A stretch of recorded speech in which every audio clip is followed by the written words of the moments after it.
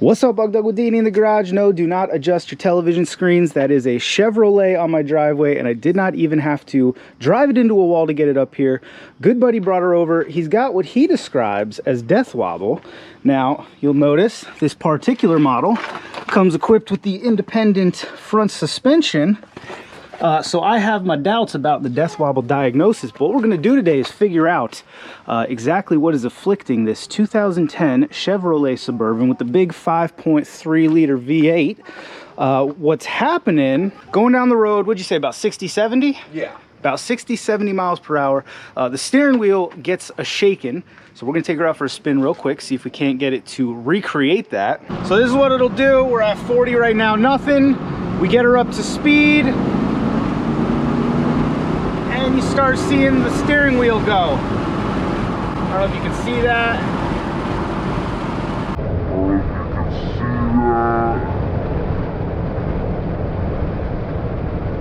Wants to weeble wobble all over the place. And now that we're back at the homestead, we're going to try to diagnose which components are the ones that are loose, out of spec, leading to, we'll call it death wobble. I'm not sure that's an accurate term considering it's independent front suspension. We can have that argument down in the squawk boxes.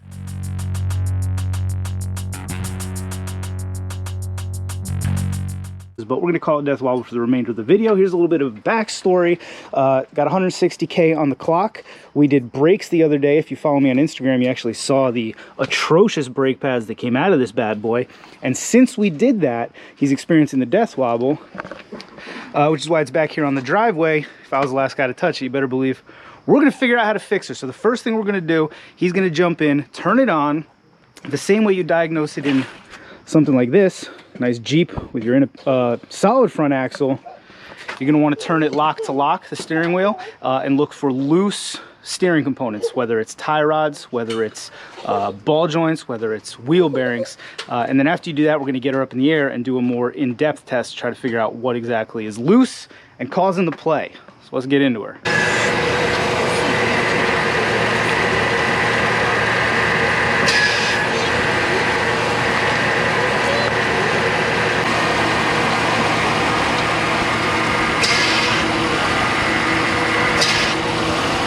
Alrighty, so for those playing the home game, there really wasn't a lot to see when AT was in the truck, going lock to lock, jimmy jamming back and forth. We looked at the tie rods.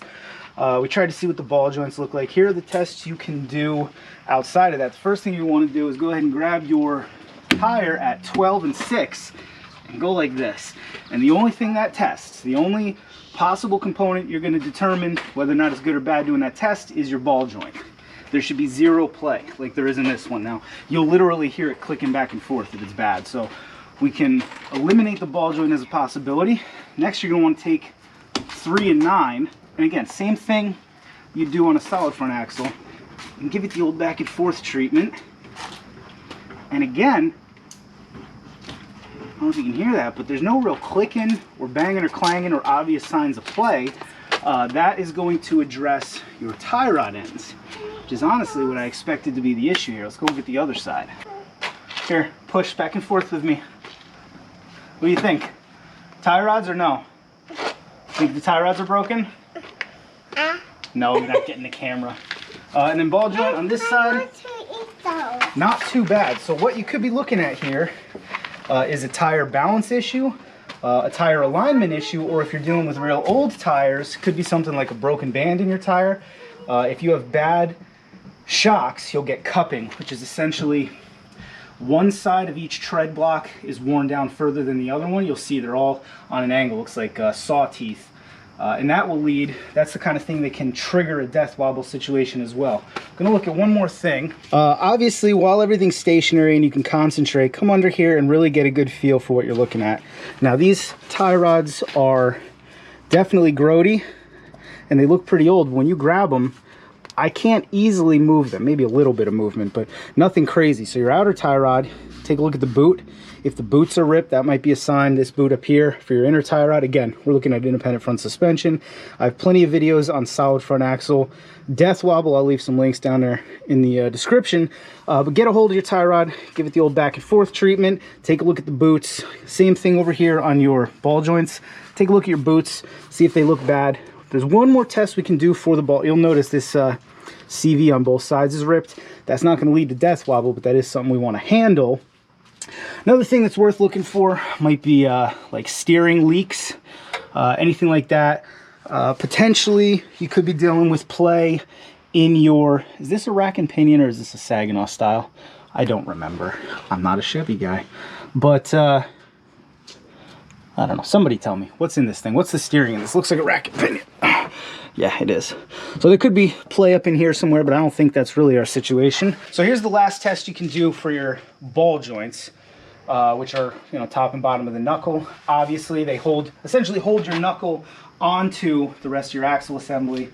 And you're looking for lateral movement in those. Now, there's supposed to be a little bit, specifically in the upper ball joint, but what you can do is get a pivot point. Piece of firewood works just dandy. Get yourself a big freaking crowbar, get under the tire, and you're essentially going to pry up. And you want to see how much movement there is. Now you can actually hear, bring the camera in there, would you? Nice and close. You can actually hear, well, you can hear my dog walking around now, but dang it, Wiggles. Y'all hear that? So that's the little bit of play in your ball joints, but that's not excessive play. You'd be looking for about an inch. Maybe, well, maybe not an inch, but somewhere more noticeable than that. So what we're going to do with this one, I'm going to send them on down the line. We did notice this on the tires. There is some cupping. A couple of these blocks, I think it may show up on the camera. Some of the blocks, the tread blocks, are worn uneven and differently. There's definitely some feathering that you might be able to notice here. They're not terribly old tires. We found a date code of 2017, but there's not a ton of miles on them. So I'm thinking best case scenario, it's an alignment issue. Worst case scenario, bad alignment. She's okay. The dog's giving us the what for. Wiggles hasn't been on camera in a long time. Right, baby? What do you think it is? Do you think it's ball joints or tie rod ends? She thinks it's just tires. Yeah, so best case scenario, it's an alignment issue. Worst case scenario, it's bad tires. But I feel confident that we've identified all the steering and linkage components that could be loose, and none of them are really loose. So if you have an independent front suspension vehicle, I hear this a lot on Chevys, and I hear it a lot on Toyotas. No comment. The front steering, I guess, gets loose. I don't know what the situation is. People are always like, hey man, you can get death wobble on an independent front suspension vehicle. Until today, I had never felt it. It's not like death wobble in that. When you get death wobble in that, it literally feels like you're gonna die, and that's why they call it death wobble.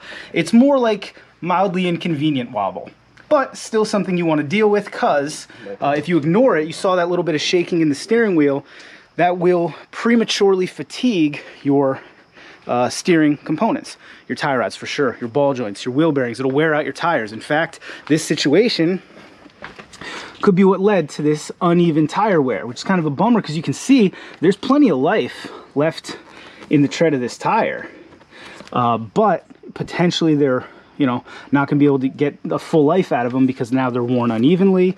This will lead to potentially a broken band, something else. So if you've ever had to deal with death wobble or mildly inconvenient wobble in a Chevy or a Ford or something else with independent front suspension, and you've got anything to add to this, by all means, leave me a comment down there in the squawk boxes. My good buddy AT is taking all suggestions because he loves this truck, and I do not blame him. It's a joy to drive. It's like a luxury couch on wheels with a giant Detroit V8 under the hood, and I'm all for that. If you like the video, by all means.